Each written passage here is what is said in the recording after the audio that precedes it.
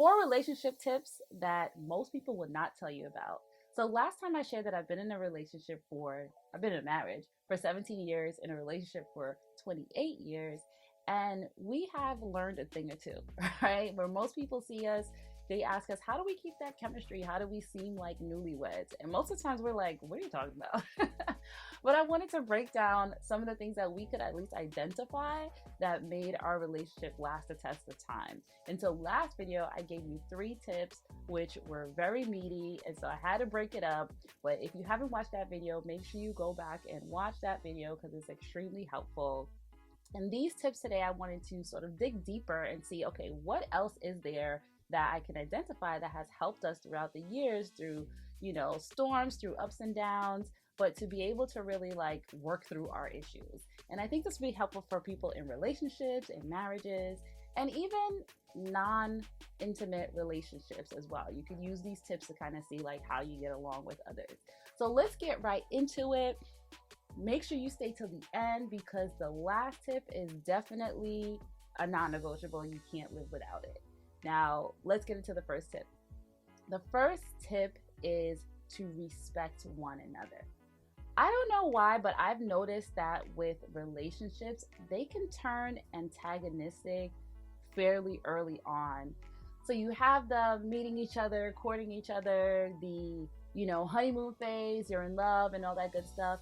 But after a while, that tends to sort of wear off, and you kind of are learning how to continue to like this person and to deepen your love and affection for this person.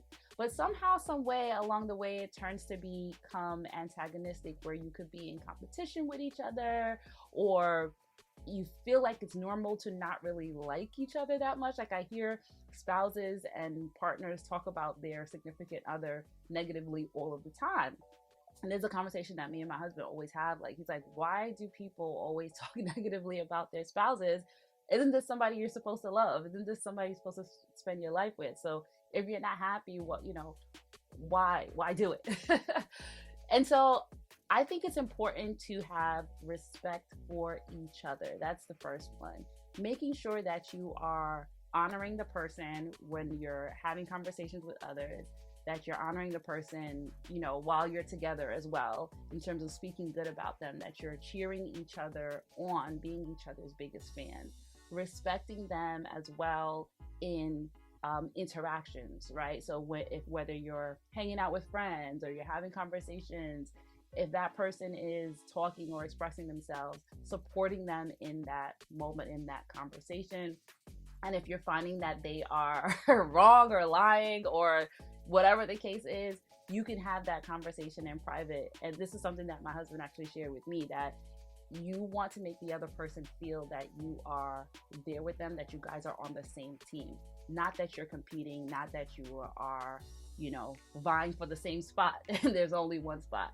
You want to be partners in the situation. And in very subtle things that can be expressed as not being supportive, not respecting the other person's opinion, not respecting their position in relationship, and showing a sense of disrespect when you're around other people. And so I think the thing to keep in mind is that we want to really be making each other better. Iron sharpens iron. So when you're in a relationship, you want to make each other better. You want to get to that best self, right? You each want to be that. So it's better to cheer each other on while you're on this journey of becoming your best self, rather than to be in competition with each other and rather than to be tearing each other down, obviously, right? So I say that to say, basically, you want to hold each other in high regard and you want to speak well of your partner, and that is how you're showing respect. And even when you're encountering, in the first video, I talked about communication. You definitely want to have respectful communication with each other. Just because, you are in an intimate, familiar relationship doesn't mean that aspect of respect that you show others out in the world doesn't need to also be shown in your relationship. This brings me to number 2, which is support. You definitely want to show support for each other, whatever endeavors that you each are embarking on. You want to make sure that you're supporting each other in the things that you do, as long as it's good for the family, it's good for the individual. You want to make sure that you're showing your support. And support can also be shown, or should also be shown, in balancing responsibilities. In a relationship, it's a partnership, right? It's a partnership, it's an agreement, it is a coming together, a meeting of the minds. So you have to balance what it takes to have your both of your lives run, right? What it takes to have the family run, what it takes to have the household run. You have to balance that, the responsibilities and the support, because one person, even if they say that they want to do all the things and they can handle it and they could be superwoman or superman or whatever the case is, you're going to get burnt out. So it's great to feel that support where you're like, I'm not in this alone. I have a partner that can help me either deal with the household, deal with the parenting, deal with the financial, aspect of life. All of the responsibilities need to really be shared so that each person feels supported. Now, is it going to be 100% of the time 50-50? Probably not. The responsibilities might shift and might adjust, and there may not be in kind, right? It may not be you clean this, I clean that, but it may be that, you handle these types of responsibilities and I handle these types of responsibilities. Sometimes you might have to shift and adjust, but you just have to make sure that each party is feeling supported and feeling helped. I'll tell you, people think that the biggest part of relationships and having successful relationships are the big things, right? Like fidelity or financial. Like everyone thinks it's the big things, but really successful relationships are built upon little things, all of the little things. So when I tell you support and balancing and making sure that you each are having a good everyday balanced life as much as possibly can, those little things are the things that are going to allow your relationship to last. And when you neglect those little things, those are the things that can tear your relationship down systematically, right? And so part of support is also compromise. So that's why I said it's not always going to look the same, in terms of splitting responsibilities 50-50, but you have to compromise, you have to be flexible, you have to be agile, and you have to adjust. And guess what?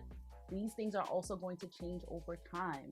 So whatever you agree to as a compromise, as a way of supporting each other in one era of your life and relationship, that's going to change as time goes on. Responsibilities change. Maybe your family grows and changes. So you just have to be sensitive to that and be willing to be open to find a better way to make things work. Don't feel like just because somebody started something one way, or when we first started together, you used to do this XYZ, you know what I mean? Life changes and we're allowed to grow. And if you want to be with somebody for the test of time, they're going to grow, at least they should, and so should you. So you have to find new ways to make it work and new ways to balance your lives together. The third thing that I think is extremely important in relationships is me time. Now, it's such an important thing, and this goes back to another tip that I had given in the first video about bringing your whole self to the relationship.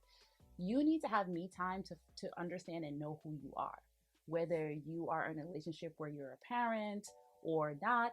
When you're in a relationship, you need your own time to know who you are, to explore your own likes and dislikes, to get into your hobbies, to geek out on the things that excite you. Because if you don't, you're going to get lost in the relationship, and you might end up just being and doing and pursuing all of the things that the one spouse, your spouse or your significant other does.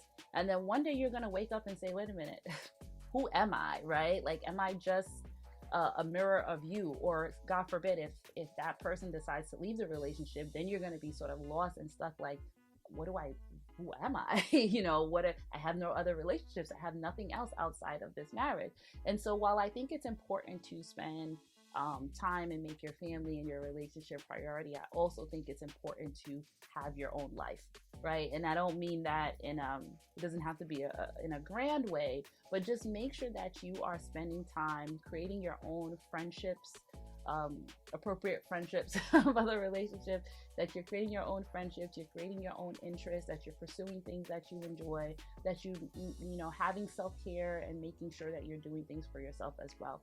I discovered, because I can tend to be a moody person, right? I'm just being real. I can be moody at times. And I realized my moodiness just stems from my need to have me time. I need to have time away. I need to explore my own interests. I need to get into my own things as well. I can't just do the things that my spouse likes and wants or whatever. But it's for us, it works well because I don't need a ton of time, right? It's not a crazy amount of separation from the family unit, but it just allows me to have and tap into who I really am and feed, my soul and my likes and whatnot. So I found as we grew in our relationship, because we did spend a ton of time together and we still do. However, I found that a key thing for me to thrive in a relationship and be my best self in a relationship is to have me time. So for me, a little bit goes a long way. You have to figure out what that is for you. I read this book by Julia Cameron called The Artist's Way, and it talks about taking yourself on a date, right? So you have your weekly date. It could be a dinner, it could be an activity, it could be something that interests you, whatever it is. It doesn't even have to be a whole day. It could be 2 hours, whatever it is, just to have your time with yourself, to get to know you.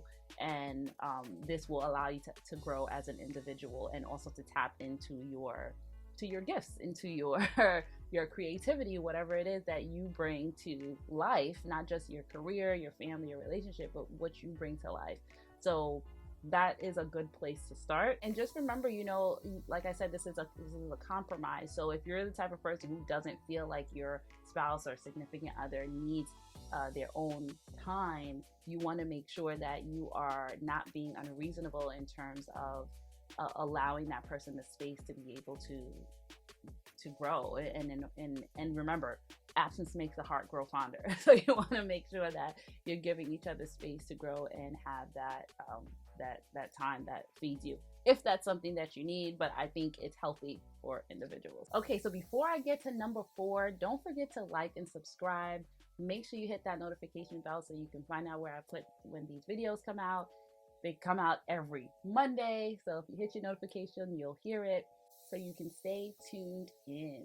All right, let's get to number 4. So number 4 is it takes two. It takes two. So many people ask me, how do you get your husband to XYZ? Or how do you get, your spouse to be the way that they are in the relationship? And I'm like, I don't get my spouse to do anything, right? My spouse has to also want to be in this relationship, has to want to have this relationship work, and has to want to do what it takes to have a, sort of balanced, happy life. And that is the truth about it. I don't have a magic pill really to help individuals get into a meeting place where their marriage is full of love, or their relationship is full of love and chemistry and what have you. It really takes work, right? And it takes willingness. And so I always say you cannot make a person do anything. That person has to want to do what their part in the relationship. And I had another friend who is married ask me, how do you, something similar along the lines, like, how do you make sure that your relationship is good? How do you stay the test of time? And I told them it's a choice. You choose every day whether you're going to be in a happy relationship, a tumultuous relationship, a peaceful relationship. Each party chooses that, right? So if you decide that you're going to choose to be in a happy, long-lasting relationship, every day you're going to get up and choose, you're going to find ways to make it work. Doesn't mean that it's going to be all roses and dancing and skipping in the fields. Definitely not. But you will find ways to make it work. You will find ways to overcome the issues and the disagreements, and when things don't actually go the right way, you'll find ways to overcome it. And then you'll have many days when it's just easy because you've overcome your hurdles. Just like any other aspect in life, it's never all handled. You're always going to have to come to the table and make that choice that you want to be there and that you want to make it work. And again, both people have to do it. If it's only one party, then it's most likely not going to work out. So just make sure when you're giving it your all and you're putting in all the effort, you want to make sure that you're both invested. Now, are there times that you're going to have to give a little bit of grace? Yes, we all go through things, and everybody's not in the best mental space all the time. So you just have to use your judgment. When do I need to apply grace? And when do I know that it's not working? When do I know that it's only one person trying to make this relationship work? You're going to have to use your best judgment and be honest with yourself about what you're experiencing. But it takes two. Both people need to bring their negotiables and non-negotiables to the table and say, these are the things that I stand on that I must have, and these are the things that are negotiable. And likewise, and hopefully your non-negotiables are not the opposite of the others, but you can also compromise on the things that the other person compromises on, right? So you should stand firm on your non-negotiables. You should also abide by your non-negotiables. Like, just a silly example, if you're like, we must have dinner at 6 p.m. every night, whatever the case is. That's kind of stupid because life happens, but just to say, we must have dinner every night at 6 p.m., right? That's a non-negotiable for me. Well, make sure you're available at 6 p.m. and that you're ready for dinner at 6 p.m. That's what I mean by abiding by your own non-negotiables, and don't set a rule that you can't, keep yourself. So come with your non-negotiables, compromise on the rest, and then you'll be able to enjoy many, many years of happy life. Never stop being yourself. Always be 100% you, the real you. Stay true to yourself and love you.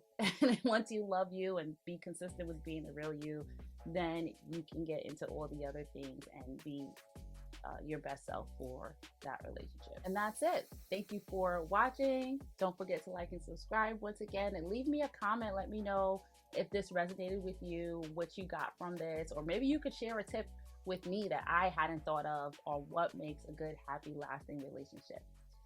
I appreciate you, and I will see you next time.